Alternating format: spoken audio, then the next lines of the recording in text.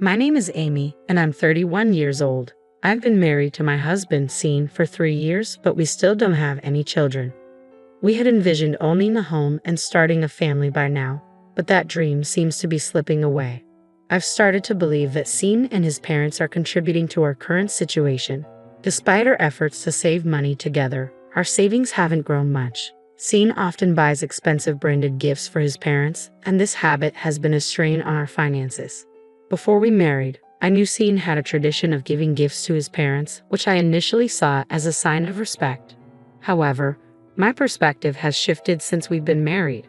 While his filial piety is admirable, his tendency to spend money recklessly has become more apparent. He seems to view our increased income as a green light for more extravagant spending. Where he used to stick to a budget, he now chooses only luxury items, and his parents have come to expect these costly gifts. They even request them for no particular reason, which I find difficult to understand. Scene has been secretly giving gifts to his parents, and discovering this has only fueled my growing resentment. While he shows unwavering dedication to his parents, he remains indifferent to mine. When I bring up my mother's upcoming birthday, his nonchalant response only adds to my frustration. The stark contrast between the gifts he lavishes on his parents and the modest ones I can afford for mine bothers me deeply. I sometimes wish I could give my parents expensive gifts, but our finances are stretched thin due to his spending. As a result, the gifts I manage to give them are always a compromise, falling short of what I'd like to offer. Although my parents appreciate what they receive, it pains me that I can't fully celebrate their special occasions. My dissatisfaction with Scene's one-sided concern for his parents is becoming increasingly difficult to ignore. After a year of marriage, as I watched our savings stagnate, I began addressing Scene's spending habits. However, each time we discussed it, the conversation ended in his anger. He would accuse me of lacking sympathy for his parents or even of disliking them without truly hearing my concerns. Despite my repeated attempts to communicate, he never genuinely listened or showed any willingness to change.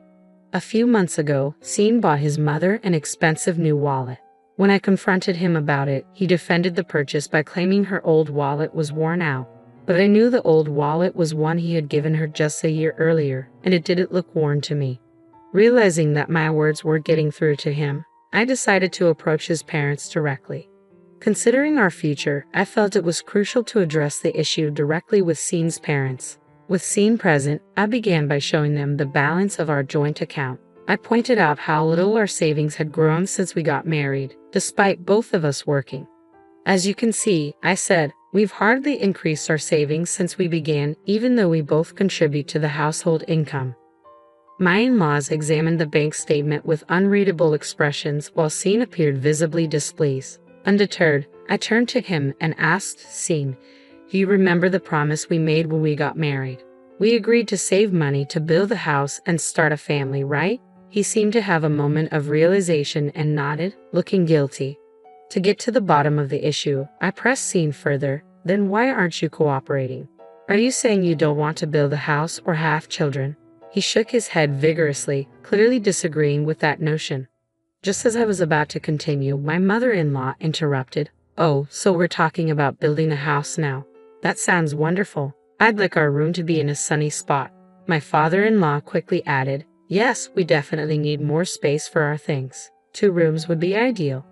I was taken aback by this unexpected response. Seizing the moment, Scene became enthusiastic about the idea.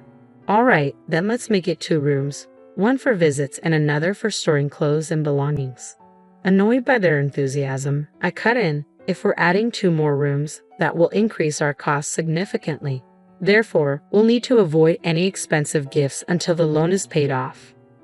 My mother-in-law quickly backpedaled. "Oh, it was just a joke. We rarely stay over at Scene's place anyway, right?" My father-in-law chimed in, "Exactly." Maintaining the smile, I firmly reiterated a decision I had made previously. "I see it was a joke. However, for the sake of our future household and children, we'll need to limit gifts to birthdays and anniversaries only." Scene immediately protested, "That's not fair to Mom and Dad." I had anticipated his reaction and responded with a look of disdain. "Then your pocket money will be entirely cut off. We can't find any other way to tighten our budget. Or are you planning to use the money you saved when you were single to cover your parents' gifts? If that's the case, I won't interfere." Scene fell silent, his face sour. I let out a soft sigh, and with a bright smile directed at my in-laws who were searching for a response, said, "I appreciate your understanding, as saving requires the effort of the entire family." They responded with reluctant nods, their faces still grim. It was clear that none of them, including Scene, were fully convinced, but I firmly closed the conversation, leaving no room for further discussion. After that discussion, Scene stopped giving extravagant gifts to his parents, and I noticed our joint bank account balance steadily increasing. I felt a sense of relief as our finances began to improve. However, this tranquility was short-lived. The turning point came when my sister gave birth. Being only a year younger, my sister and I have always been very close. Although our contact lessened after marriage, we still made an effort to keep in touch at least once a week. When she had the baby, she sent me a photo along with news of her joy and excitement. Perhaps I am biased because it's my niece, but the baby was truly adorable. I couldn't contain my excitement and immediately showed Scene the photo of the baby. His eyes softened as he was charmed by the baby's cuteness. I felt a wave of relief at his reaction. Although he had always said he liked children, I had my doubts about whether he truly meant it. I worried that his reluctance to save money was due to a lack of interest in having children. But from his reaction, it seemed he would cherish our future children as well. Feeling reassured, I remembered something and said to Scene, who was still admiring the photo, "I've already sent my sister a gift and some money for the baby." His expression immediately darkened and he glared at me with clear dissatisfaction. "You restrict gifts to my parents but spend so much on your sister," he said, clearly upset. As I stood there in shock, he continued to complain, "And you sent it without discussing it with me." His self-righteousness made me lose my temper, and I responded sharply, "How can you say that when you always secretly give gifts to your parents? This is for a baby's celebration, not for no reason at all. If you can't accept that, then let's agree to stop giving gifts entirely." I worried that I had overstepped, but the words were out, and I couldn't backtrack. Perhaps the idea of being forbidden from giving gifts was too much for him to accept, but he didn't argue further and fell silent. His face remained displeased, but I took it as a sign that he had reluctantly agreed. A few days after our argument, I received a call from my mother-in-law. As soon as I answered, she started with, "I heard your sister had a baby." Realizing my husband had shared this news, I confirmed, "Yes, that's right." I expected her to offer congratulations or chat about the baby, but instead, she asked, "So, I heard you gave her a present. Is that true?" Taken aback by her directness, I replied, "Yes, I sent something for the baby." To my surprise, she responded cheerfully, "Well, I hope you'll have something for our anniversary next week too. I'm looking forward to it." Her request felt a bit impolite, but it was better than having Scene make an expensive purchase on his own. I agreed and ended the call. For my in-laws' anniversary, I decided to send a practical pair of glasses. I braced myself for a complaint, but none came, and time went by without incident. I had been too quick to judge my in-laws, but recent events made me realize my mistake. One day, my mother-in-law visited our home with a brand new luxury bag, beaming with delight. She admired the bag and thanked me, saying, "Thank you for the $4,000 bag." I was stunned, believing that our anniversary gift was merely a pair of glasses. I complained to Scene, "I feel awful about this."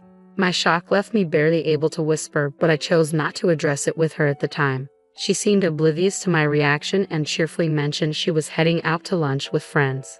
After she left, I rushed to the bank. We had 3 accounts, individual accounts from before our marriage and a joint account we opened after tying the knot. The joint account showed no significant withdrawals, but checking our personal accounts revealed that $800 had been withdrawn from Scene's account and $4,000 from mine. When my husband came home, I confronted him about the missing money, but he dismissed my concerns. I thought it would be unfilial to give just glasses for the anniversary, so I used my account to cover Dad and yours to cover Mom, he explained. Seeing my anger, he grew flustered and insisted it wasn't a big deal since he hadn't touched the joint account. As I remained silent, his frustration mounted. "Why would you only get glasses for the anniversary? I went out of my way to make sure both of them were covered," he argued. Realizing the conversation was going nowhere, I grabbed the carry bag I had packed earlier and quickly left the house. I could hear him shouting behind me, but I ignored it and walked away. When I arrived at my parents' house, they greeted me at the door, clearly surprised by my sudden return. My intention to divorce left them even more shocked, as I hadn't mentioned anything about it before. It must have come as a surprise. I explained the deep differences in values and thinking between my husband, his parents, and myself, detailing the recent incident with the luxury bag. I shared how my fear of my assets being misused led me to decide on divorce.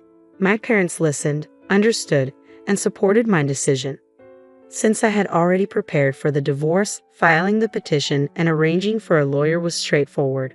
Once I confirmed that the affidavit had likely reached him, my husband began trying to contact me repeatedly. His voicemails filled up with messages, which I initially listened to. However, as his messages grew increasingly angry, I stopped listening and chose not to respond. The divorce proceedings with my husband went much smoother than I had anticipated, thanks to my thorough preparations. Since we worked in different departments of the same company, news of our divorce spread quickly. Although he attempted to claim that I left of my own accord, his lies were quickly disproven. I had already informed my boss and colleagues about my intention to divorce, along with the reasons and the issues with my husband and his family. Despite any false information he might have spread, my boss and colleagues, who knew the real story, promptly refuted it. My husband only made things worse for himself by propagating falsehoods. He faced cold stares from colleagues and was pressured by his boss to resolve the matter quickly.